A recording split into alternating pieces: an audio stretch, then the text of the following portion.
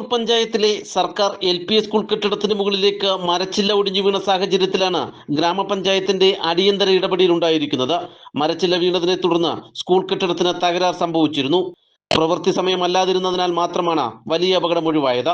ആഴ്ചകൾക്ക് മുമ്പും ഏരൂർ ഹൈസ്കൂൾ പരിസരത്ത് നിന്ന കൂറ്റൻ മരത്തിന്റെ ചില്ല മലയോര ഹൈവേയിലേക്ക് ഒടിഞ്ഞു വീണിരുന്നു. സ്കൂൾ വിട്ട സമയമായിരുന്നു മരം വീണത്. കുട്ടികൾ രക്ഷപ്പെട്ടത് തലനാരിഴയ്ക്ക്. ഇപ്പോഴും അപകടാവസ്ഥയിൽ നിരവധി മരങ്ങൾ സ്കൂൾ പരിസരത്തുണ്ട്. ഇക്കാര്യങ്ങളെല്ലാം ചൂണ്ടിക്കാട്ടി നാട്ടുവാർത്ത കഴിഞ്ഞ ദിവസം വാർത്ത റിപ്പോർട്ട് ചെയ്തിരുന്നു.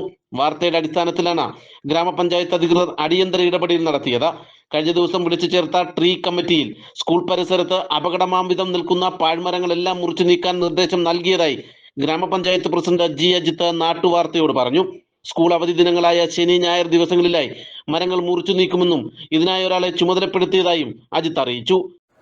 ഏരൂർ LP സ്കൂളിൻ്റെ മുകളിലേക്ക് തൊട്ടടുത്ത സമീപത്തെ സ്കൂളിൻ്റെ മരങ്ങളുടെ ശിഖരം ഒടിഞ്ഞ് LP സ്കൂളിൽ കേടുപാടുകൾ സംഭവിച്ചു. ഇതിപ്പം രണ്ടാം തവണയാണ് ഇത്തരത്തിലൊരു മരം ഒടിഞ്ഞു വീഴാൻ സാധ്യതയുള്ളത്. നമ്മുടെ പഞ്ചായത്തിലെ ട്രീ കമ്മിറ്റി കൂടി അടിയന്തരമായി മുറിച്ചു മാറ്റണമെന്ന് നിർദ്ദേശം നൽകിയിട്ടുണ്ട്. അതിൻ്റെ അടിസ്ഥാനത്തിൽ അവർ കഴിഞ്ഞ ദിവസം ഒരു PTA യോഗം കൂടി വളരെ അടിയന്തരമായി തന്നെ LP സ്കൂളുകളിലെ കുട്ടികളുടെ ജീവന് സുരക്ഷ ഒരുക്കുന്നതിന് വേണ്ടി കൃത്യമായി അത് മുറിച്ചു മാറ്റാൻ അവർ തീരുമാനിച്ചിട്ടുണ്ട്. മുറിച്ചു മാറ്റുന്നതിന് നല്ല എമൗണ്ട് ആവും. അല്ലാതെ മുറിച്ചു മാറ്റിയില്ലെങ്കിൽ അതിലും വലിയ അപകടത്തിന് സാധ്യതയുള്ള സ്ഥലമാണ്.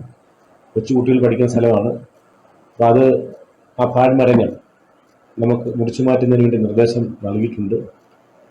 ഏറ്റവും പ്രധാനപ്പെട്ടത് മനുഷ്യജീവനമാണ്. ആ മനുഷ്യജീവന സുരക്ഷ ഒരുക്കുക എന്നതാണ് നമ്മുടെ എല്ലാം ആദ്യത്തെ പരിഗണന.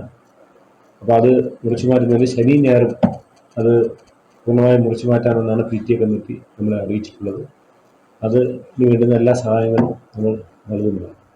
News bureau, Eroor.